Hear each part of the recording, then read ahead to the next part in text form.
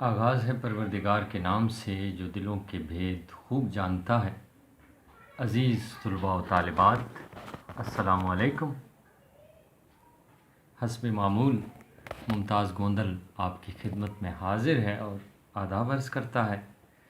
جناب، جماعت نہم کے طلباء و طالبات سے آج مخاطب ہوں گے جی، اور ہمارا موضوع ہے نمونہ پرچہ جماعت نہم، یعنی بورڈ کے مطابق جو ہمارا پرچہ آتا ہے سالانہ امتحان کا، اس پر بات ہوگی۔ سب سے پہلے معروضی پرچہ ہوتا ہے جی ہمارا، اور معروضی پرچے میں ایک ہی سوال ہوتا ہے، 15 اجزاء پر مشتمل ہوتا ہے، اور کثیر الانتخابی سوالات ہوتے ہیں جنہیں آپ MCQs کہتے ہیں، اور حصہ نثر میں سے 7، حصہ غزل اور نظم میں سے 3۔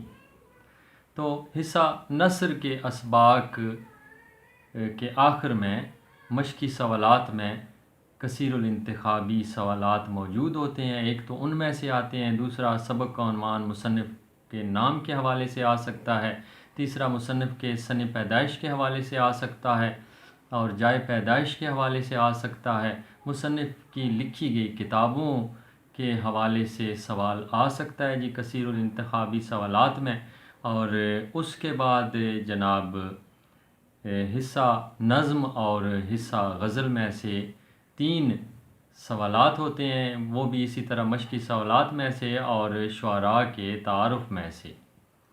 تو یہ کل ہو گئے 10 سوالات۔ اس کے علاوہ واحد جمع مذکر مؤنث متضاد مترادف سابقے لاحقے، ان میں سے 5 سوالات پوچھے جاتے ہیں MCQs کی صورت میں، کثیر الانتخابی سوالات کی صورت میں، اور یہ آپ کی کتاب میں موجود ہیں، قواعد و انشاء کی کتاب میں، واحد جمع مذکر مؤنث متضاد مترادف اور سابقے لاحقے۔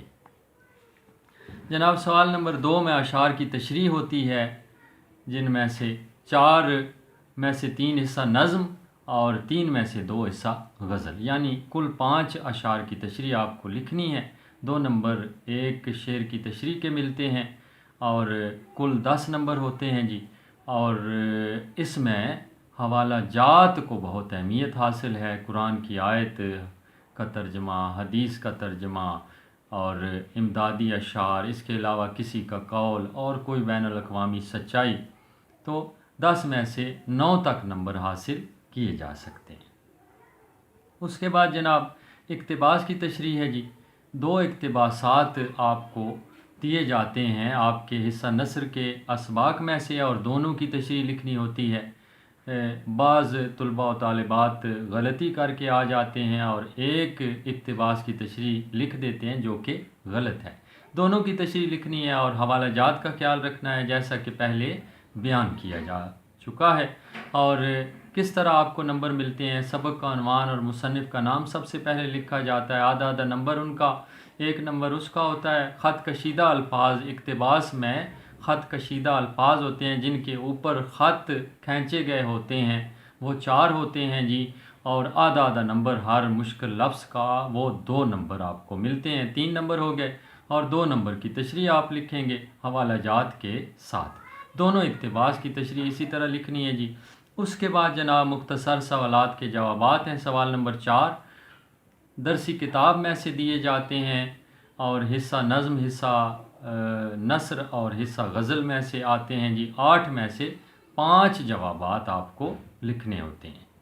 اس کے بعد ہے جناب سبق کا خلاصہ، 5 نمبر کا ہے جی، اور 2 میں سے 1 کا خلاصہ آپ نے لکھنا ہوتا ہے۔ سبق کا تیسرا حصہ ہونا چاہیے، یہ نہیں کہ پورا سبق اٹھا کر لکھ دیا جائے، یہ بھی غلط ہے۔ تیسرا حصہ 1/3۔ اس کے بعد نظم کا خلاصہ ہے جو کہ اشعار کے عین مطابق ہونا چاہیے، جو بات اشعار میں بیان کی گئی ہے وہی مختصر کر کے آپ خلاصے میں لکھیں گے، 5 نمبر کا وہ ہوتا ہے۔ اس کے بعد 10 نمبر والا سوال ہے جی، سوال نمبر 7 خط یا درخواست، ان میں سے 1 لکھنا ہوتا ہے، اور 10 میں سے 9 تک نمبر آپ کو مل جاتے ہیں۔ اس کے بعد سوال نمبر 8 ہے مکالمہ یا کہانی، ان میں سے بھی ایک ہی لکھنا ہوتا ہے، یا مکالمہ لکھ لیں یا کہانی لکھ لیں، 5 میں سے 4 نمبر تو ملنے چاہیے آپ کو۔ اور سوال نمبر 9 ہے جملے درست کریں یا جملے مکمل کریں۔ جملے درست کریں میں آپ کی قواعد کی کتاب میں ایک صفحے پر موضوع ہے نے اور کو کا استعمال، اور درست استعمال کا آپ کو بتایا گیا، اس میں سے جملے درست کرنے ہوتے ہیں۔ اور جملے مکمل کریں جو ضرب الامثال ہیں، آپ کی قواعد کی کتاب میں 40 ہیں، انہی میں سے آتی ہیں 5، تو ان دونوں میں سے ایک سوال حل کرنا ہوتا ہے جناب، اور یہ بھی 5 نمبر کا ہوتا ہے۔ امید ہے آپ نمونے کا پرچہ سمجھ چکے ہوں گے۔